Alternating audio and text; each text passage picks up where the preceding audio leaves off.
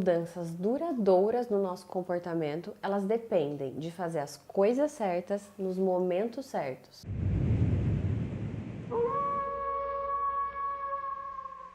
Muitas das coisas que as pessoas querem alcançar como metas ou objetivos são relacionadas com mudança de comportamento ou mudança de hábito. Os grandes pesquisadores da área de mudança de comportamento, eles entenderam que existem algumas fases para que ocorra uma mudança de comportamento. Mais especificamente, são 5 fases para mudança de comportamento ou mudança de hábitos: pré-contemplação, contemplação, preparação, ação, manutenção.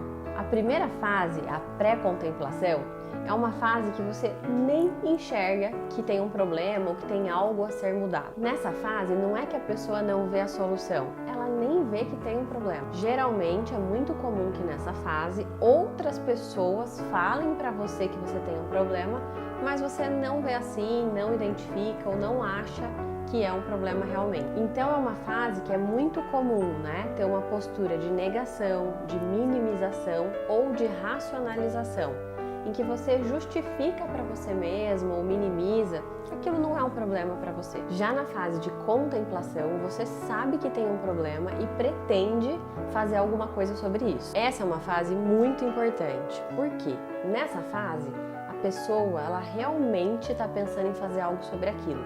E geralmente gasta-se muito tempo pensando no que ela vai fazer, quando ela vai fazer, como ela vai fazer.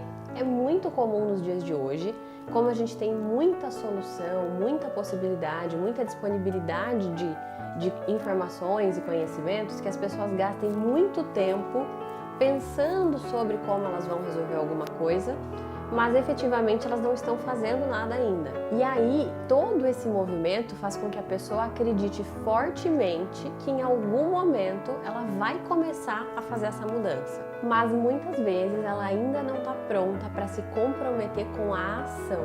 Já na terceira fase, que é a preparação, a pessoa ela realmente já está tomando medidas mais claras para entrar em ação. E geralmente com uma previsibilidade no futuro próximo, ou seja, dali um mês no máximo, e muitas vezes já iniciando com pequenas ações. Então é como se fosse, no caso, por exemplo, de uma dieta. A pessoa ela efetivamente não começou a fazer a dieta, mas ela já está contando calorias ou ela já foi ao nutricionista, então já existe algum movimento naquela direção, mas ainda pode ter alguma ambivalência e ainda não é a ação propriamente daquele objetivo. A quarta fase é propriamente a fase da ação. Obviamente demanda mais ação e envolvimento, então é nela que a gente tem que despender a maior energia. Por fim, a quinta fase é a fase da manutenção. E esse é um momento muito importante, porque às vezes a pessoa passou por todas as fases, passou pela fase da ação, que é essa que envolve muita energia, muito desgaste e muito esforço, só que se não tiver um bom período de manutenção, acaba perdendo tudo aquilo e volta para um hábito antigo. É na fase da manutenção que a pessoa precisa pensar nas estratégias para garantir que aquele comportamento perdure. Para ter uma média, a gente pode pensar que essa fase de manutenção dura pelo menos 6 meses após você já estar fazendo com regularidade aquele comportamento ou hábito que você deseja. E nesse período, a ideia é que você continue colocando atenção. A fase de manutenção ela só acaba quando aquele comportamento ou fazer ou não aquilo já não envolve mais nenhuma tentação ou vontade de abrir mão.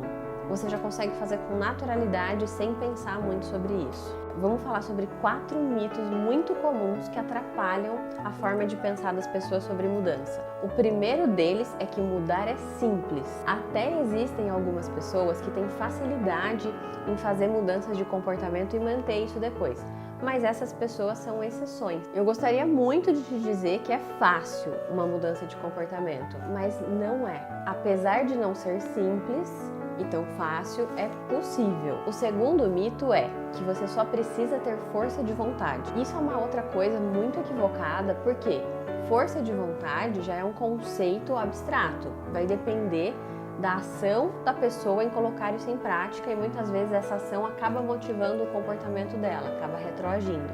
Mas a grande questão é que não depende só disso, depende de outros elementos. E o terceiro mito é quando a pessoa pensa: eu já tentei de tudo, mas nada funciona no meu caso. E isso também é muito importante porque muitas vezes não está especificado, né? Às vezes a pessoa ela tentou alguma estratégia, mas depende a intensidade, por quanto tempo, de que formas. E o quarto mito é quando a pessoa tem um pensamento mais pessimista, né? Uma coisa mais fatalista, que é um pensamento assim: não, as pessoas não mudam. Como eu falei, a mudança é algo que demanda um alto investimento de energia e uma boa dose de autoconhecimento. Ou seja, não basta ter um insight apenas do seu problema, da sua situação e daquilo que você quer mudar. Isso por si não faz com que você acione o seu comportamento. E por outro lado, né, você começar na ação, mas não ter uma clareza também, né, da razão e o entendimento do porquê você está fazendo aquilo, às vezes leva isso a ser uma mudança temporária. Bom, então agora pense no que você quer mudar na sua vida. Para isso, responda: você resolveu o seu problema há mais de 6 meses? Se for sim, você está na fase de manutenção. Você tem tomado ações para resolver o seu problema nos últimos 6 meses? Se for sim, você está na fase de ação. Agora, você está pensando em começar a iniciar algumas mudanças daqui a um mês ou daqui a uma semana e já tem feito pequenas mudanças? Se for sim, você está na fase de preparação.